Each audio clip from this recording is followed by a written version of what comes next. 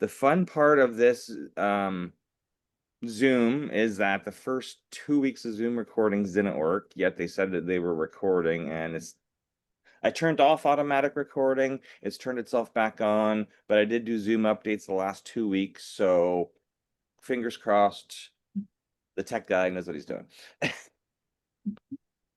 Okay, I'm gonna just read the chat. I see the chat popping up here. So, okay, good morning, everyone. All right. So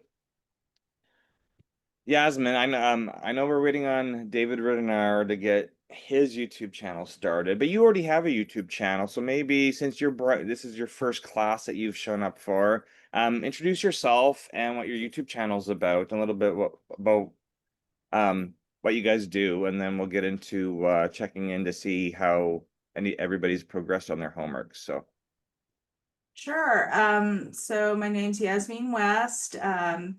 My husband and I, we both have full-time jobs, but we started a radio station. It's online. And we both had, so my husband, he started his YouTube channel quite a while ago. It was just kind of like a hobby thing, something he did for fun. And then I started mine a little bit later. I think it was 2023 is when I really started posting videos to promote some of the side work I did with Reiki healing and that sort of thing.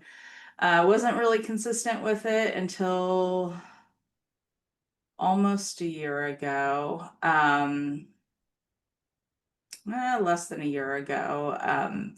And then I started finding that the shorts were really popular. So when I couldn't, I didn't have time to do like a full-length video, I would just start posting like these little 30-second nature shorts or things from the events we go to for the radio station. And so that kind of had some content. And so I've kind of gotten a following through doing the shorts.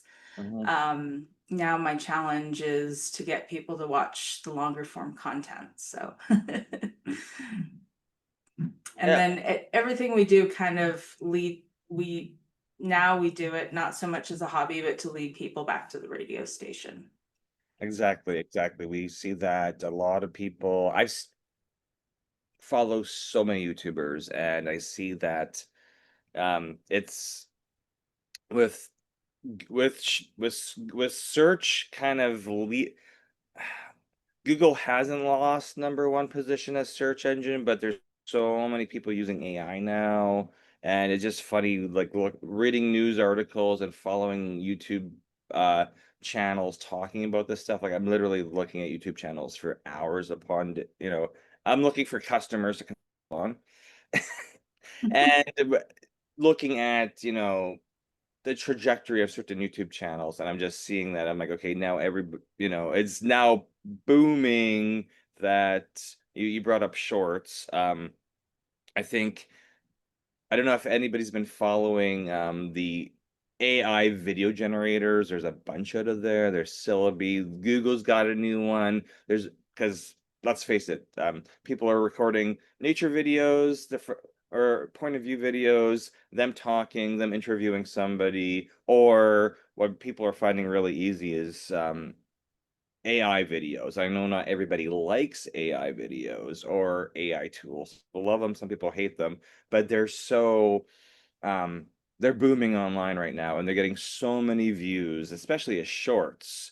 Google is now at, like, I think a couple weeks ago they released their new AI video generator to the public. Of course, it's like there's a subscription for it. It's like $170 a month. So it's got a pricey price tag to it, but a lot of people are using it, and now YouTube's adding it into their shorts. So they're going to include it in their shorts because they see it's bringing a lot of traffic into YouTube, right? So Google's like, hey, we're losing a little bit of traction on Google search, and they're losing ad revenue on Google search. So they now have their own video tool, and now they're adding that into, I don't know when it's going to be added into the Google Shorts video editor, but I saw that announcement I think 2 days ago, and I've been playing with it and not doing well with it at all. So we all have stumbling blocks because I was like, hey, I want to use this tool. I have my wife go in and use my AI video tools to make her shorts for her channels because at the end of the day, running a full-time job, running the YouTube channels, and then learning all this new technology is overwhelming, but I know people are going to have questions about it. So I thought, hey, I will put myself through learning all this stuff and seeing what how YouTube reacts, right? Because at the end of the day, when you go to start, when you get into the practice of uploading videos, they're now asking you if there's anything artificially generated or something that looks real that isn't real. And of course, you're supposed to click yes, I'm uploading something that's AI.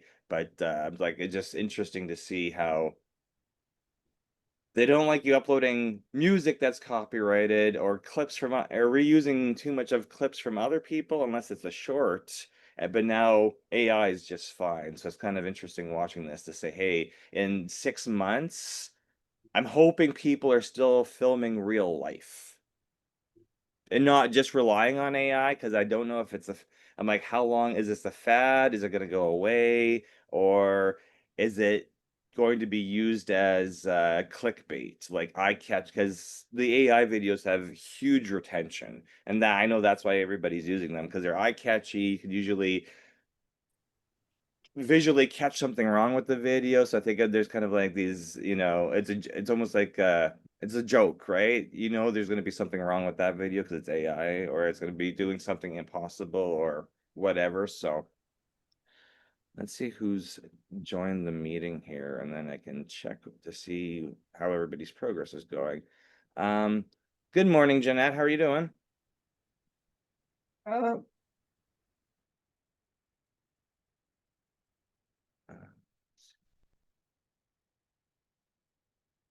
I know she was unmuted for a second there. Oh, Dr. Jeffries joined us. Good morning, Hey, how are you doing? It took me 10 minutes to get on here. I was clicking everywhere, went to, so Bob, I'm here. Good to see everybody. Hello. Hey, David.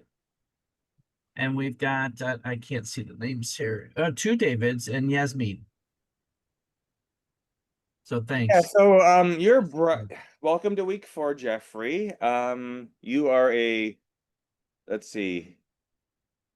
I'll let you introduce yourself because I don't even start. We've known each other for a long time, so. Well, so I'm now Dr. Jeffrey E. Berger. I live in Cape Coral, Florida, and I was a I am a certified holistic coach, but today I'm really taking a finance first approach to really encompassing all personal well-being.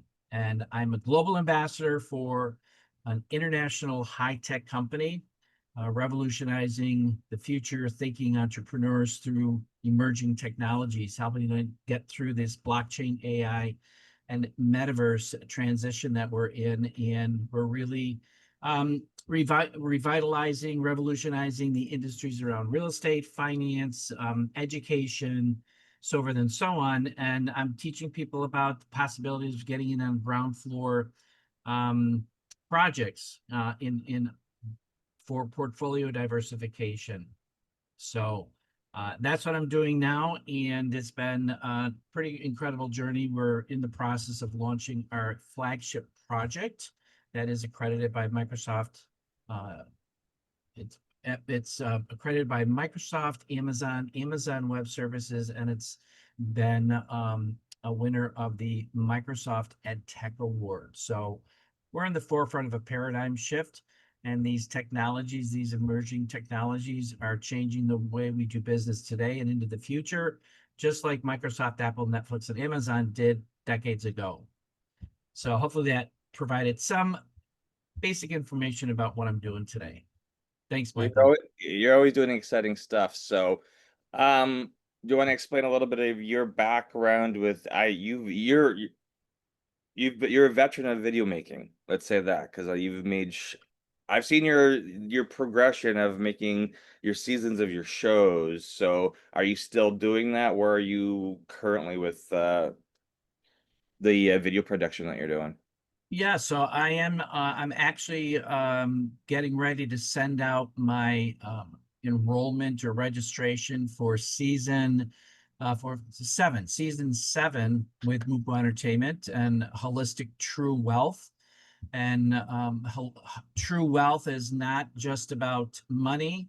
It's about being able to create a lifestyle to live an abundance and optimum wellness physically, mentally, emotionally, spiritually, and financially. And this is my tagline here, embracing new ways to true wealth in the modern world, because there's so much new things that are out there that are not in front of mainstream media or being demigrated by mainstream media, and people are looking for solutions to really level up to whether it's personal, professional, combination of both. They want health, they want wealth, they want, real authentic information. And there are people like Michael who's out there helping, and David's doing stuff, and I'm doing stuff, and really have transitioned from that holistic mental health coaching perspective to taking a finance first. Why? Because finances are the number one stressor to most people today. And I know I was there, and I'm no longer there. I'm no longer at that point. I've evolved through that, and I want to share that journey with other people. Having lost over 900,000 between 9/11 and 2008 with the real estate crash. Um, and then in 2020, 2021, my 401ks are turning into 101ks, and one flatlined. And I've turned a low 6-figure to a high 7, soon to be 8-figure portfolio. So it's about getting out there and really educating yourself with the technologies that are there today, and for those that embrace with it, because not everybody embraces what's going on, and they're afraid. I know I was there. I was very, very skeptical, but you've got to take risk no matter what you do in life. And I left Western medicine in 2018 and came off of 5 medications because my doctor told me I had to be on meds for the rest of my life. So it's all about getting out there and educating people, that because we're living underneath here, it says circumvent the system. We're living in a world of broken and corrupt systems that want to keep you sick and keep you broke. So you brought up the wonderful introduction and history. So you brought up you're working on season 7 of, that would be your seventh 13 episode season. So Correct. that's over on our platform at mupoentertainment.com, where I'm also a podcaster and producer over there. Yeah. Do you have your video content on any other platforms at the moment? So I am doing some interviews on YouTube. So I do have a YouTube channel, and Okay. I'm in the process of updating that and putting more videos out there. I do my trainings out there. I've got some interviews I do. I have video clips, so it's in development. And when I saw this, I'm like, oh, Mike's out there on YouTube. I got to jump on and I see what he's doing. They have to be everywhere, That's right. right? And That's with right. with our other platform, it's really, once you are a confident video creator and you're making these 23-minute episodes and you're consistently making 13 episode seasons, that's where we're directing people who've got the discipline to make a show that long Yeah. and that consistently, right? But this is Yeah.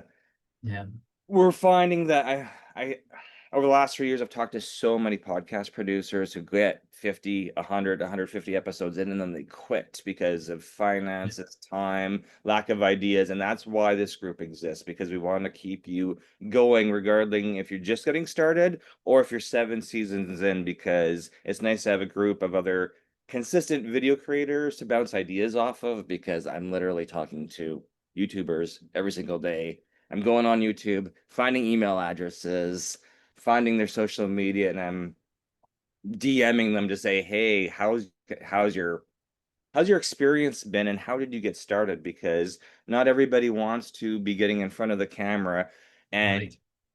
recording their life or show. But then I find another video like, wow, somebody's like DJing at home. This is amazing. How did you get started with this? And they're really looking for um, an outlet for their creativity and to find an audience, because how do you find an audience? You got to get online and get started, right? So Right. Yeah. I'll have to go. I don't know if I've subscribed to your YouTube channel, but in the Facebook group, we want you to go.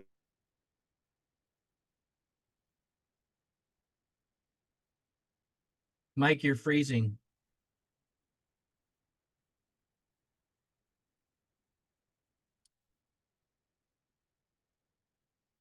You must be having weather problems in Tampa.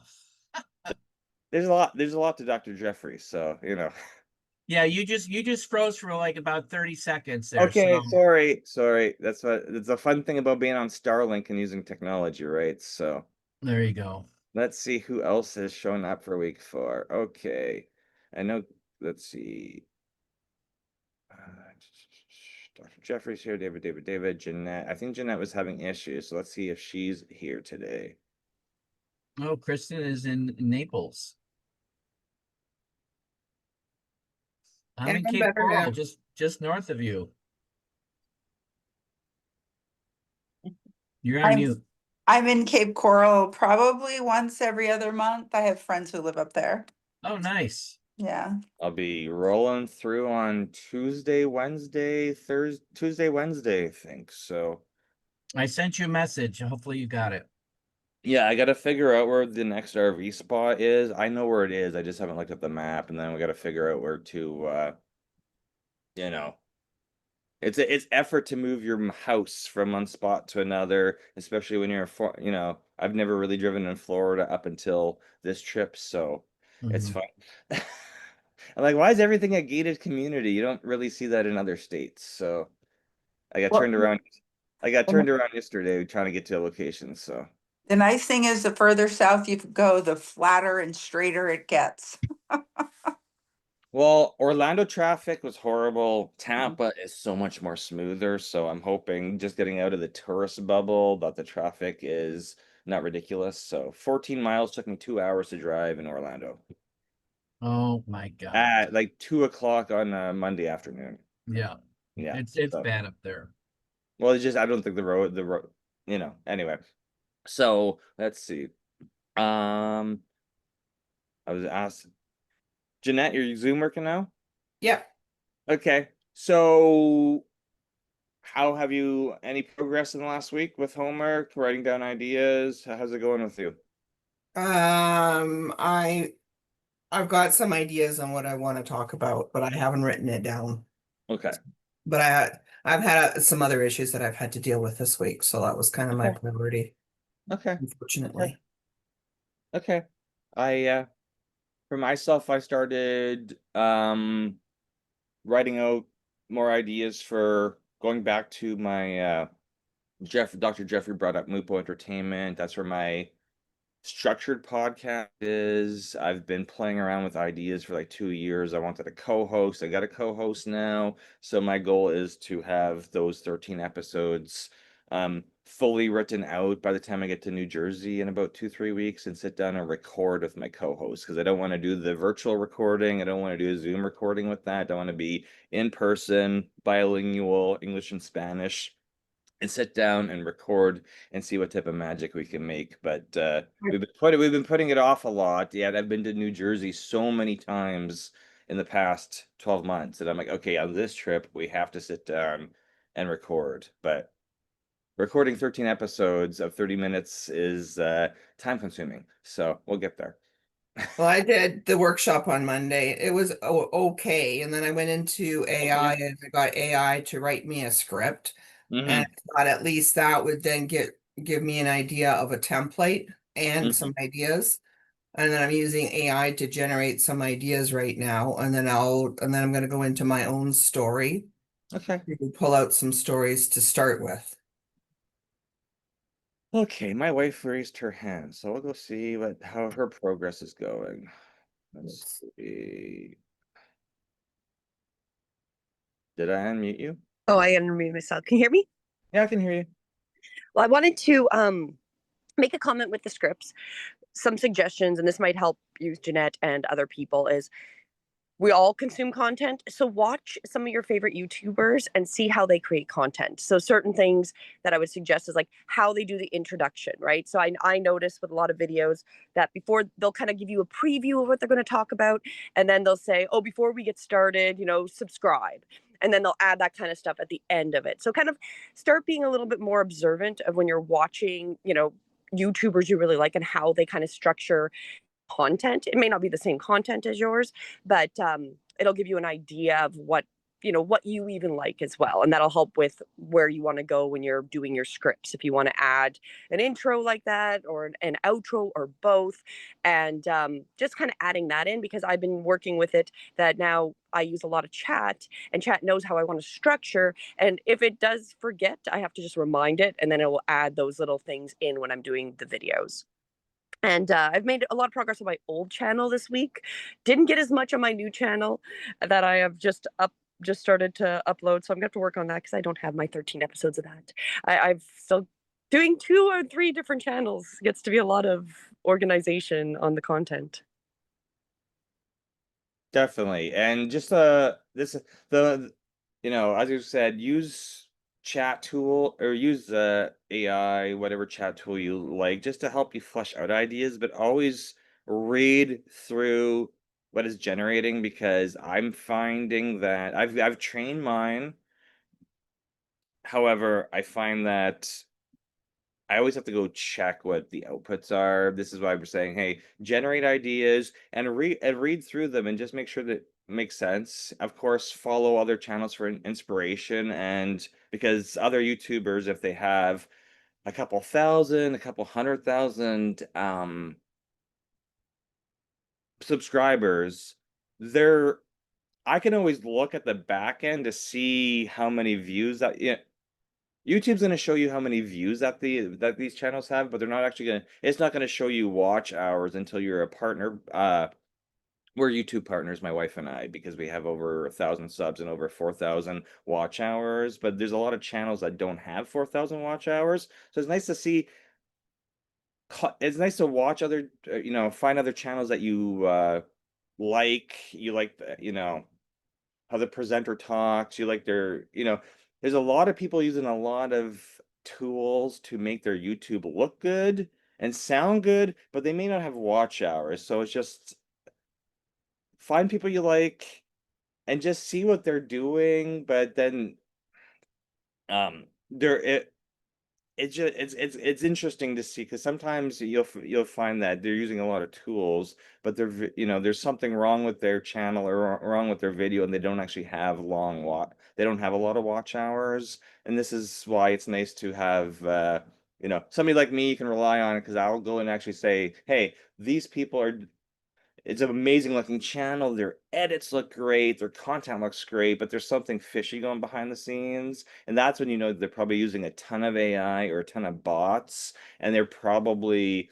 they may or may not be breaking rules on YouTube, because if they're not getting the watch hours, then YouTube may not actually be pushing video's funny. Video's funny using tools. It gets a little weird out there with stuff like that. This is why I watch so many YouTube channels, because I want to see what ideas people are using. I know there's a ton of AI out there, and I'm like, well, else I like it.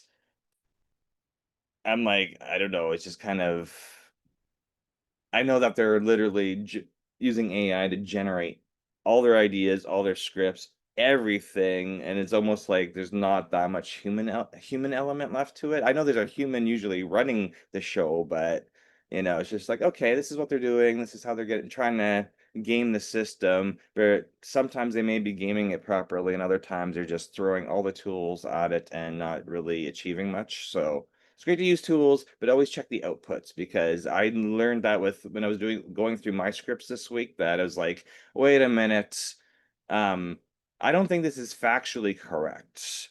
And that's why with my show, with my tech support show, I want to make sure it's factual. If you're sharing your story or somebody else's story, or doing an interview, whatever you and the other person say, whether it's factual or made up, the audience isn't really going to know. But in my world with the tech support stuff, somebody's gonna know if I'm lying about something. So I gotta check all that stuff, especially when I'm using AI to make scripts, because I know what I know what I know, but I may not know everything in technology. So it's like, hey, is the outputted correct or is it not correct? I gotta, fact check it. Pretty much with AI outputs, just fact check everything just to make sure that you know what it's outputting for you. So let's see who else is in the group here today. Oh, Kim's in here too, and Kristen. Okay, so good morning, Kim. How are you doing?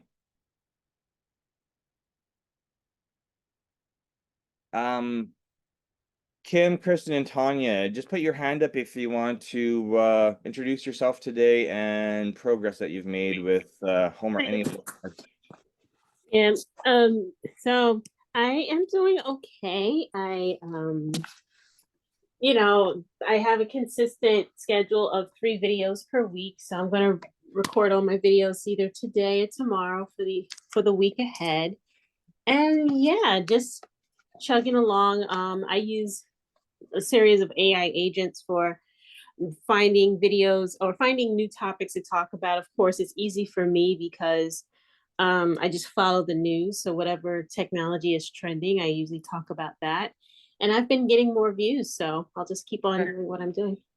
Perfect. Yeah, no, I've seen traffic switch in the last week or two. There's a ton more eyeballs on YouTube, but I knew that was going to happen because when YouTube rolled out Shorts and they announced when we joined the partner program in September of last year, and we've been going through to all these YouTube events, they said they were going to put more emphasis on Shorts to get more traffic to compete with Instagram and TikTok, and then they expanded Shorts to 3 minutes because it used to be 15 seconds and 60 seconds. And if I go to record a short on my iPhone now or my Android, it's either 50, I have the option of 15 seconds or 3 minutes. So I know that there's a lot of things going on behind the scenes that they're doing to get more traffic on the platform. And of course, shorts are great introduction to your channel. We just need to have that. We just need to, we want to keep your viewers on your channels, hence the homework for making longer videos, shorts to get them introduced to your channel, and longer videos to keep the eyeballs on your channel. So yes, Tanya, good morning. Good morning. Welcome, man. So,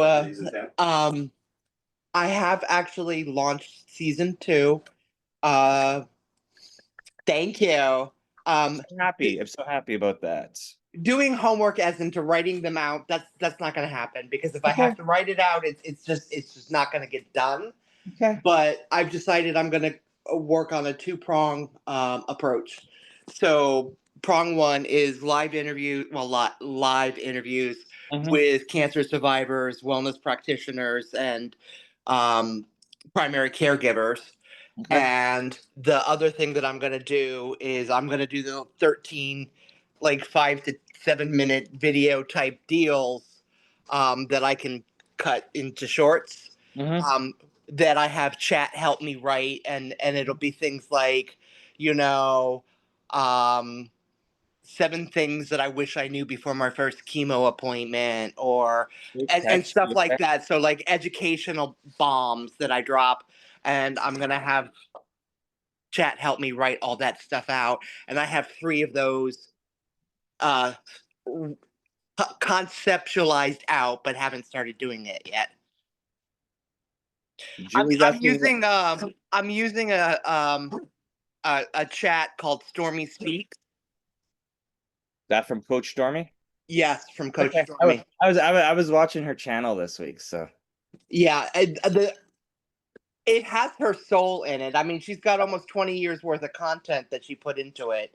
oh wow. With all of her wake up and wins and stuff like that, and her podcasts and her morning meditations and stuff like that. She's got a whole bunch of all her trainings and her books. It's very much the vibe that I'm happy with my chat to have. So I don't have to go create one. I could just purchase this one. No, that's fair enough because I have many AI tools. I just figured out that they're all a little bit different, and um,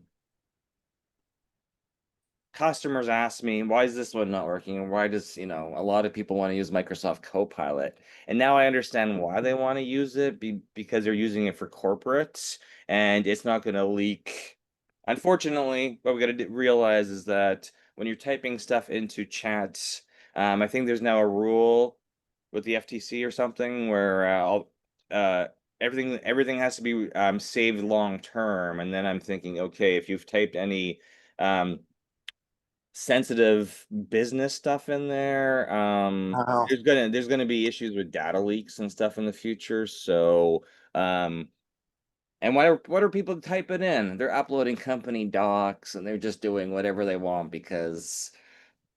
Because there's no, yeah. exactly. So this is like, okay, this is why I had I've got one lady I've been talking to, and she's like, well, I only want to use Copilot, but she wasn't exactly telling me why. And then when I looked into it, I'm like, oh, it's because it's just in the Microsoft cloud and it's not going anywhere else, and you can choose when you want to delete your company data, et cetera, et cetera. So I don't know if she knew that was the main feature for corporations, but for me, I'm like, why do you want to use this one? Nobody uses it. And then I'm like, oh, wait, this is why you want to, you may not know that's the reason you want to use it. It's built into your computer and it's easy to access versus going into there's a lot of Chinese tools out there, and I know a lot of people love using them, and other people are like, I'm not typing my stuff into anything coming from another country. And I'm like, They have access to it anyway. I Like, I mean, like, you're being ridiculous. They already know no, how to oh, I know, circumvent all but that. Like, my main job's customer service. I'm like, what could I solve?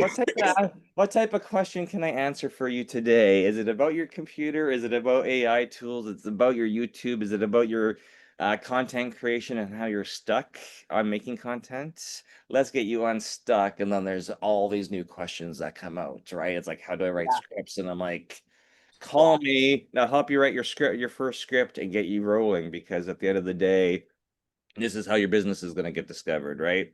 People are going to search for you, and you either got to show up on Google or show up on Google, YouTube, or have AI bring you up because Facebook and Instagram and TikTok and LinkedIn do not get indexed by AI, and they're not going to because they're walled gardens. But Right. you create your communities of your friends who already know you on those tools. But at the end of the day, you want to be discovered where people are searching, and everybody's using YouTube and AI tools to search for everything now.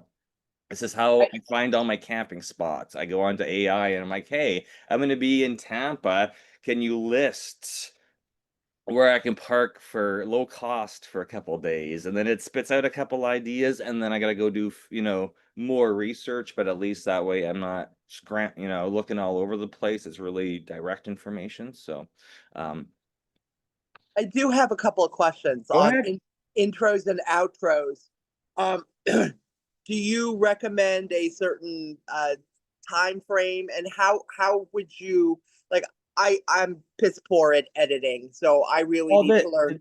this is why I've got a bunch of YouTube mentors, and the resounding answer is don't edit it unless it's being a short, unless you're trying to put your title, hook, call to action in a short well, at the end of the day, we want traffic to your YouTube channel so we can learn how to edit your long form content and figure out what content gets a lot of, because I'm going to just say this is why we want to come up with ideas and put whatever length I want, 5 minute videos or longer, because the more traffic we get to your channel, the more analytics we're going to get. Because so intro, it's like I'm saying on YouTube, you don't need to put like an introduction with music and graphics and stuff like that, because people are just gonna skip past it if they don't like it. And I'm like,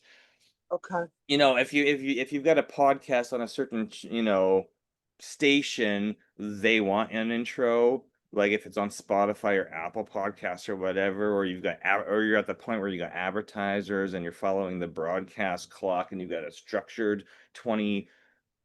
30-minute show, 23 minutes of you talking and 7 minutes of commercials, then it matters. But right now we want to discover your new audiences for your information, right? So Okay. record stuff, and after you have 1,000 subscribers and you have, like, I'm not even gonna be worried. I'm not even gonna teach editing until I know you all have had 4,000 watch hours on your channel, and YouTube is saying, hey, now we're gonna start paying you 5 cents, 10 cents per video because you've got enough traffic. We like your content. We're already running ads on your channel. And because then that's when we're gonna be like, hey, now we're gonna maximize your video length for the amount of commercials that they're shoving in your videos. That totally makes sense. But in the meantime, can you tell me what editing tool I should go ahead and start learning how to do, just to learn how to do it, because that's the type of person I am?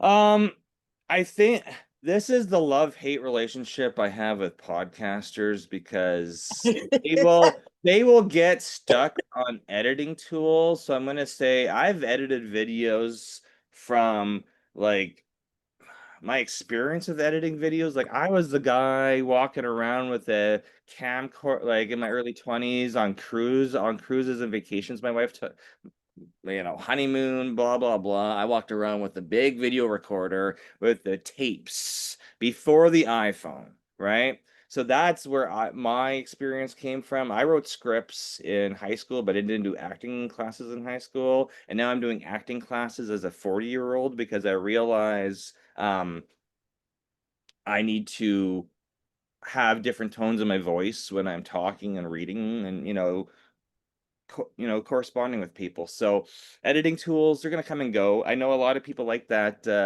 CapCut that I think TikTok has on the phone. I don't think that's on the phone. On desktop, I've been using 2 or 3 different ones. It's nice. Hey, Mike. Most editing tools ask for money, and that's where people say, well, I want to pay for something once and then use it for 10 years. And then the interface changes, and then you get pissed off, and you're like, I have to learn something more. Professionals use Adobe Premiere. I don't use that. I use like Wondershare or like something that's like $100 a year on the computer, but it pisses me off because there's an update and that changes your whole flow. So I'm like, I think everybody on the phone just uses CapCut or whatever is Okay. free. And then if they want some transitions or some filters, they pay to upgrade. At the end of the day, software is always going to change, and you're just going to have to learn how to change with it, right? So that's why I'm saying I'm not suggesting anyone edits unless they've got like a professional podcast on a platform where they're required to be edited. I want us to throw stuff up on YouTube and down the road teach you how to read analytics. And then there's going to be the whole emotional attachment saying, hey, I thought my edits were great and nobody's watching my stuff. And I'm like, see, this is why. Let's just put it all up there and see what the YouTube traffic says about your videos, and then work through whatever emotions we have when we get the analytics back. And then yeah, because even if you outsource to an editor, you might blow through a whole bunch of video editors. I've done that in the past, and I'm like, wait, you know what? I'm not even worried about editing stuff anymore. And now all these YouTube coaches are like, hey, I'd throw 4, 5, 6 hour live streams up there with nothing going on, and I've got thousands of views. And I was like, okay, so I'm thinking, that's editing's fun. It's gonna eat your life. Okay. Especially All right. software, but anything on your phone, just play with them and see what you like. I don't think there's any good or bad. As long as the quality's good, on your iPhone when you're shooting video, just choose the highest resolution possible, because you can always downgrade when you do an export, but you can never increase the quality. You can downcrease the quality, but you can never increase. Because this is what we're having with our entertainment company. We're in talks with studios, and the studios require a certain type of editing and a certain camera to be used. So we're like, okay, that is super stressful because now there's, you know, more details than we have. There's more granular requirements than we had before shooting anything for major studios. So, okay, we got a couple of hands here. So, Hey, thank you. no worries. Any questions, just ask away. Go join the Facebook group if you're not in there and post any questions you have during the week, and my wife will do an amazing job at getting back to you. Hey, Jeff. We had 2 Jeffs in the class today. Yay. Hello, guys. Welcome. And we both go to the same barber. Yes, we Yes. do. Look at that. It's awesome. Okay, Awesome, I have David. to cut in. I have to say that when I met both of you Jeffs, I was like, did I already meet this Jeff? Because you were both very similar, I'm just going to say. And one thing I wanted to mention with Tanya, with your intro and outro, that was why I made the comment at the beginning about watching how they introduce. So if you want to do a very simple kind of intro, is maybe just like summarize up what you're going to speak about, ask them to do their step to subscribe, and then go into the information, versus having like an actual, you know, 10-second or 30-second like intro commercial, or worrying about that. Don't worry about that, but maybe just do something simple that you're going to kind of have as part of your script for each video that just kind of introduces the idea, what you're doing, and then going on. There's a lot of content creators that's really, there's no intro. They literally, they're going to talk about, ask you to subscribe or buy a product that they're being sponsored by, and then they get into the content, right? Yeah, it's really your call to action, because the whole goal is to have people discover your channel, subscribe, and every time you post, like you're once a week or you're 3 times a week or once a day, all your subscribers are going to get a notification that you've posted something new. And if they're in the time and place where they can go consume content, they're like, hey, Kim or Jeff or Tanya posted, it's exactly what I do. You know, that psychology works well on me. I'm like, hey, somebody I know posted something. I'm going to go watch what they posted. And if it's intriguing, I'll watch the whole thing. And if it's not, I'll watch the first 5-10 seconds.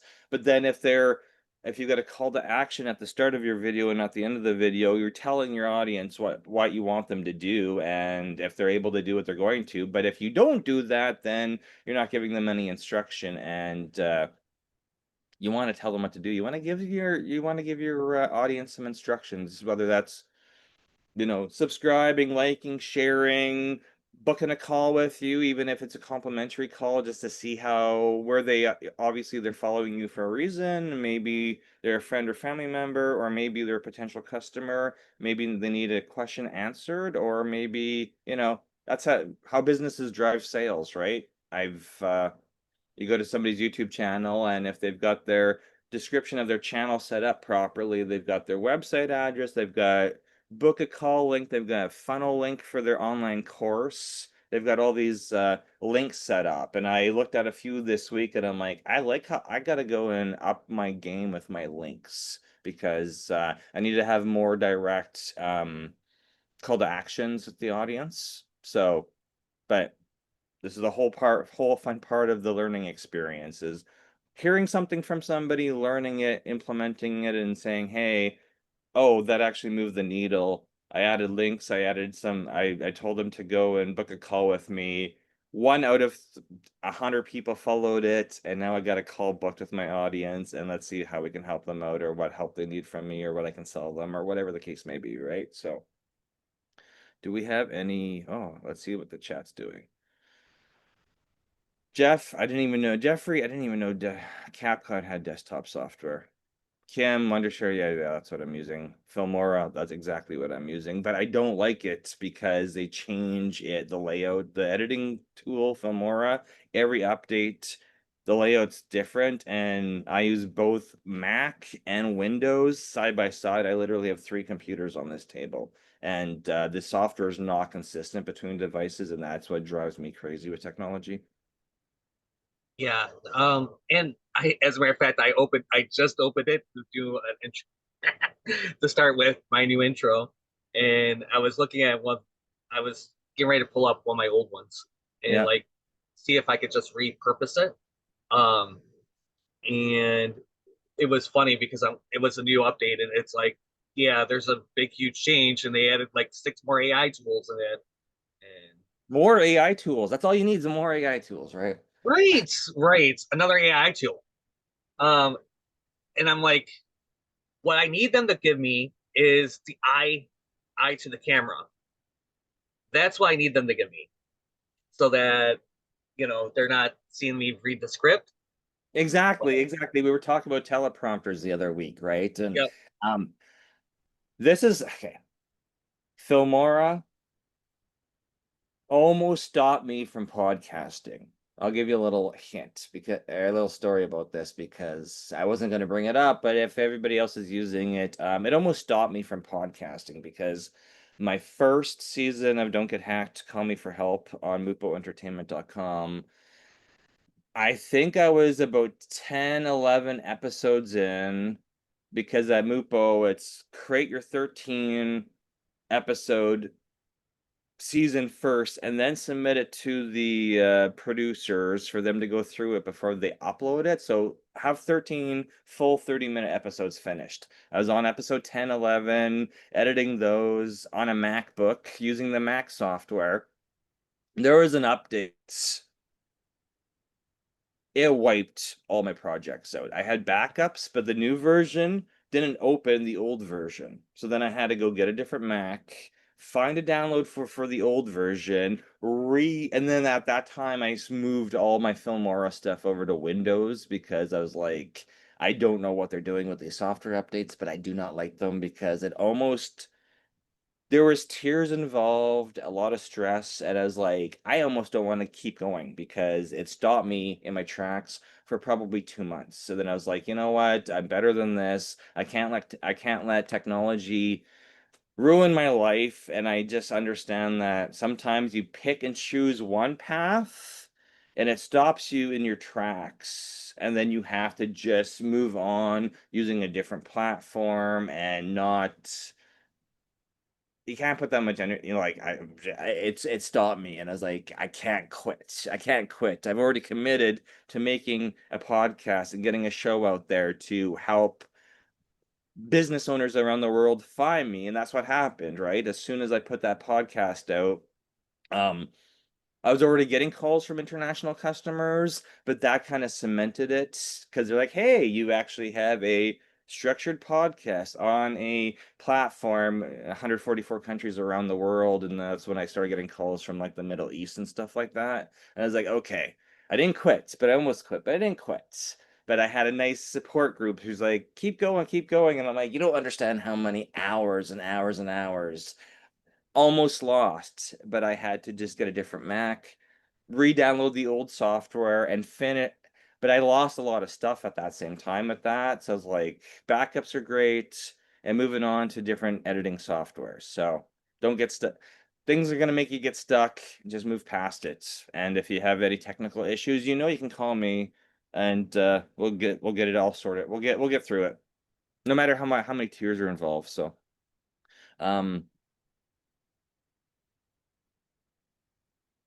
yeah, no, data is very important. It's this is why it's always nice to with your data, just to make sure you've got copies everywhere, scripts. Even if you're typing stuff into ChatGPT, as soon as it comes out of ChatGPT, I'm putting it into a Google Doc, labeling everything and making sure I've got copies of everything, because at the end of the day, you're putting time and energy into this process of video ideas, video creation, and we don't want to talk about data loss, but it happens, and it wasn't too bad for me, but it did stop me for a couple.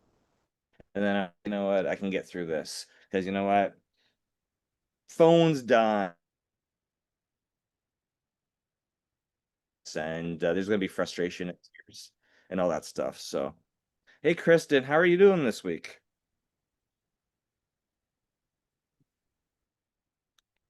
I think you're muted, and I asked you. There we go. Oh, sorry. I think I just muted you. Sorry. You can unmute yourself.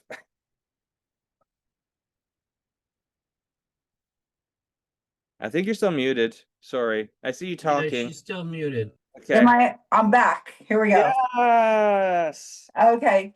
So I was working on the homework, and then Monday I got a call to do a phenomenal interview. Who with somebody who has 160,000 followers on YouTube. Okay. So I had to stop my life and go do that, which turned into a kind of like a 3-day project. Mhm. But it was good because it got me back in the studio with everybody I've worked with before. But it also kind of, because what they do and talking to them got me a lot more comfortable with being out of the studio. Because when you look at what they're doing, none of what they do is in the studio. I mean, don't get me wrong, they have a great, who they are has a great topic and everything. So they're just kind of, who they are and what they do is kind of a self-perpetuating get views. Mhm. But I was like, from picking their brain and going to dinner and everything, I was like, oh, okay, I get this now.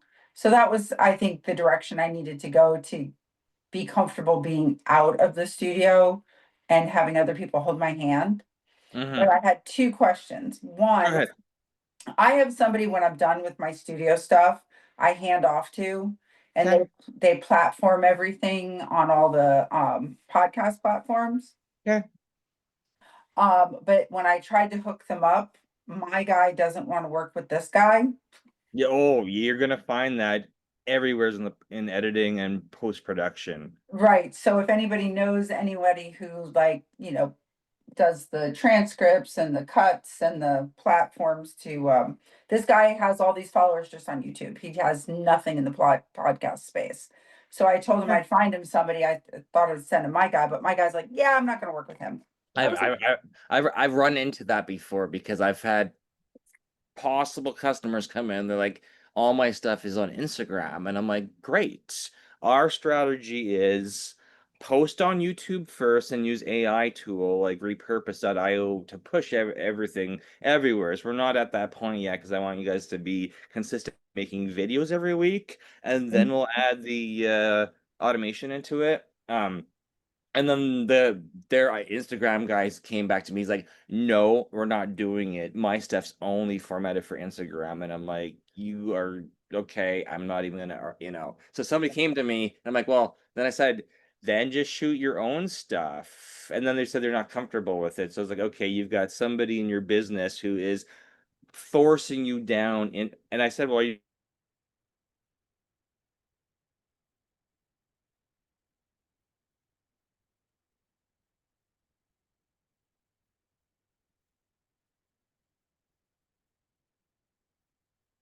course they're not going to want anybody giving them any new ideas because they're not open to collaboration." So I was like, I know I'm going to run into that everywhere because there's going to be TikTokers who say, "Hey, I want to be on YouTube." I'm like, just take your video that you're putting to TikTok, put it on Instagram or YouTube first, then push it to TikTok, and then they push yeah, back. And I'm like, well, or make new stuff for YouTube. I don't care. Just make more content. I'm yeah, like, and that's we don't that's need, what we don't, we don't yeah, need. that's what we were talking about. And I Yeah. was like, well, you've got 160,000 followers on YouTube and you're not anywhere else. How is that possible? So anyways, so if anybody knows of anybody who does like Lisbon or one of those multi-podcast platformers, that, because he doesn't have time to do it himself, he's looking to hire somebody. My guy doesn't want to work with this guy. The other thing I had a question on was, I realized I'm not in the YouTube group and I could not find it. So if someone could send me that and I will join it and Okay. Okay. be also caught up there. Did you get I sent out an email reminder last night. Are you on the email list or no? Let me see. Because I, That because would come because from, I the email last night I sent out includes a link to the Facebook group. okay, I'm literally just taking my email reminders, cloning them, adding more details into each email I send out. So I'll make sure you're in the Facebook group and on the email list this weekend, so that way you get all the updates. Because the home is revolving. It's literally get your ideas. If you don't want written down idea, I just everybody's gonna work.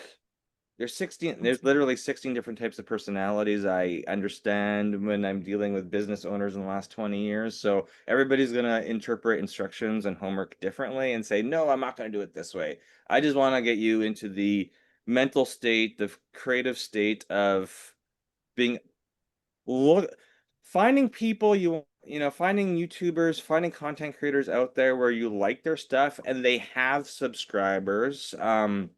Because if they don't have subscribers, they're doing something wrong. And I know a lot of people are making videos and they don't have a lot of subscribers, so we just gotta figure out what we need to do on their channel to tweak it in order for them to get way more subscribers. Because I spoke to a student yesterday who's done 3 videos on Go High Level. He got 1,000 subs off 3 Go High Level videos. So he took what I taught him, made 3 videos. He stopped making videos, and is like, okay, you took what I taught you and got 1,000 subs. So now we just have to keep doing that, like 1 video a week. That's all you need to do, and you can have 4,000 watch hours in like 3 to 6 months. But consistency is the key, because if you start making videos, you get an audience, and you stop, your audience is gonna know you stopped, and they're gonna forget about you, right? Yeah, that's what happened to me. Yeah. And that's why I said, like, I don't have any shorts, but I have 25 long format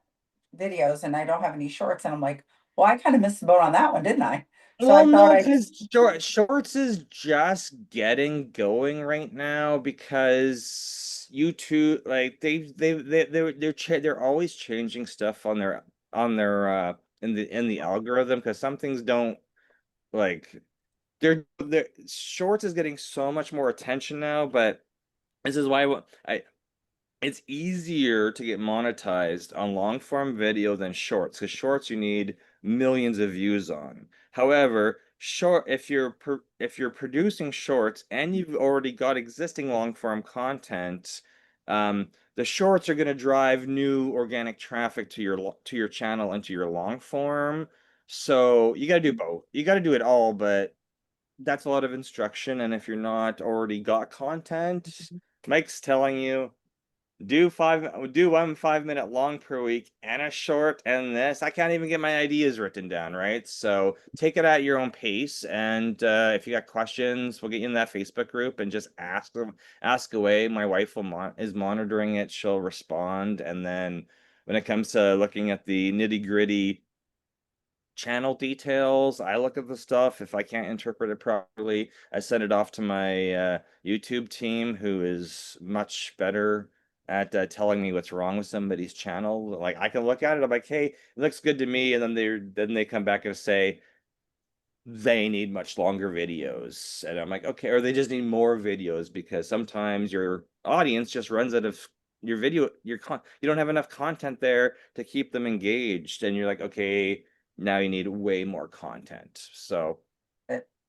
yeah, I figured I'll do the shorts and put them up as I'm getting new content. If my as you're wife, talking, if you want some help with them, my wife does a lot of shorts. okay. I just put my hand up to make the comment, because if you've already got 25 videos or whatever, all you need to do is go back on your video. You can do it on your desktop or your phone, and there's a remix button. And so what you do there is you can make shorts, like clips anywhere from a couple seconds to 3 minutes long out of those longs you already have. Okay. So play around with that. Just find the remix button when you're on, and then you can put one out each day or however you want to do it. And you can go back to all that content since it's there. And then what you can also do when you set it up, it says there's an option to put it related on the phone. I don't know if it's on the desktop, but if you're on your phone, there is a option to put it to related to a video. So then you can link it back to the original video. So people can see the clip, and then on the short, if they're interested, they can hit that right on the page that they're watching the short, and it goes back. So for yourself, I would recommend, Kristen, is play around with the remix button. Go find it, play around with that, and see what you can create with that. Because you really just need to reactivate the we know there's a certain coach out there who's like, reactivate your audience, reactivate your audience. They're just waiting for you. If they've subscribed to you in the past, they're just waiting for you to keep pushing new content, and they'll get that notice that you've put new stuff out there, and they're gonna come back, right? Because what do humans do? Humans do something for a long time, for a certain period of time, get exhausted, get burnt out, leave it, and if they come back, your audience is gonna come back. And if they don't, well, whatever, they weren't the ideal audience in the first place. But same thing I get with tech support customers. I've had some clients for 20 years. They stop talking to me for 2 or 3 years, and they come back to say, hey, I'm back. I need this and this and this done. I'm like, perfect, let's go.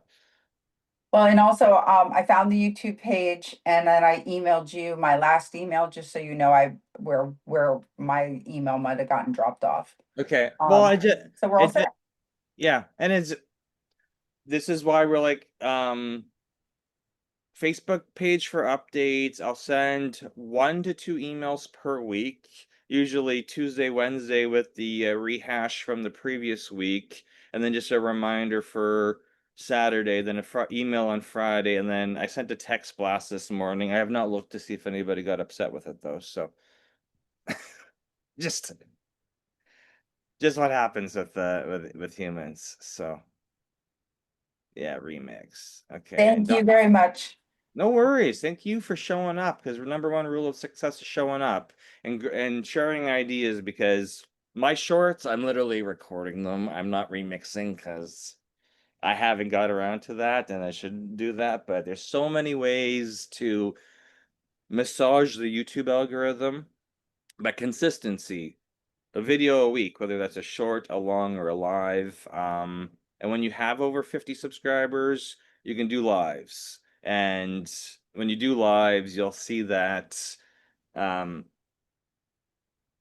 you're on there for, you don't want, you want to make sure you got enough time to do a live. Let's just say that, because when you start getting into them and you start getting 10, 20, 30, 100, 200 of your subscribers showing up in a live, you don't want to get off, because you've attracted people, and if they're staying on, then you know that they're engaged with what you're talking about, or the background or the scene. I like doing lives from the beach because I get a ton of viewers come in, and it's not really the technology related like my channel is, but I know they're there to listen to me talk about technology stuff I'm working on, or client situations that we've sorted through, or what, or our travel, or whatever we're doing. So anyway, just keep massaging that YouTube algorithm and doing one uploading 1 show per week. Do we have any other questions? Well, we're at the Yeah, I see we're at 5 time. minutes after. I just wanted to make one more comment. Maybe we should cover the remix tool, just for people to know, because one of the things I made in the comment was one of the benefits of using the remix tool is if you put chapters in your description of your long form, you can then jump to different parts of your video and then quickly make a clip of those different parts of your videos. So I don't know if we want to start doing that, because that is a really good practice to start getting into. That's one of the private conversations I had this week was about.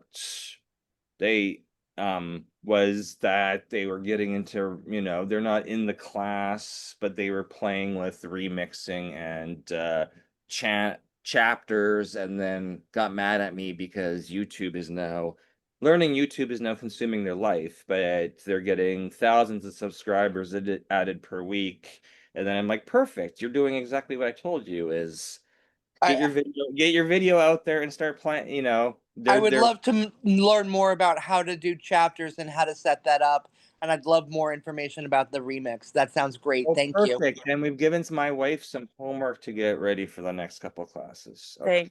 Thanks. Make sure you make me host, and then I can share my screen.